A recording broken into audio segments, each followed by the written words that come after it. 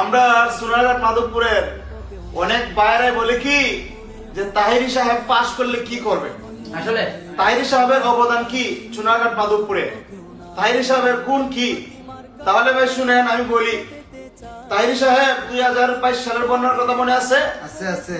যে 22 সালে তাহিরি সাহেব সুদূর ব্রাহ্মণবাড়িয়া থেকে সিলেটে গিয়ে ত্রাণ বিতরণ করছে। আসলে সত্য কথা। যে তাহিরি সাহেব বন্যার সময় হবিগঞ্জের আজমিরিগঞ্জে গিয়ে ত্রাণ বিতরণ করছে। ঠিক। যে তাহিরি সাহেব কুমিল্লা ফেনীতে গিয়ে ত্রাণ বিতরণ করছে।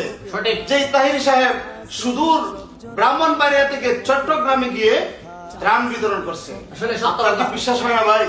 ওই তাহিরি যদি চুনারঘাট মাধবপুরে পাশ করে তাহলে চুনারঘাটের অবশ্যই উন্নয়ন হবে, অবশ্যই চুনারঘাটের কাজ হবে।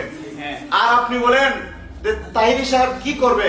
আরে ভাই, আপনি একটাবার ভোট দিয়ে দেখেন না তাহিরি সাহেবকে। মোমবাতি মার্কায় এইবার না হয় একটা ভোট দিয়ে দেখেন।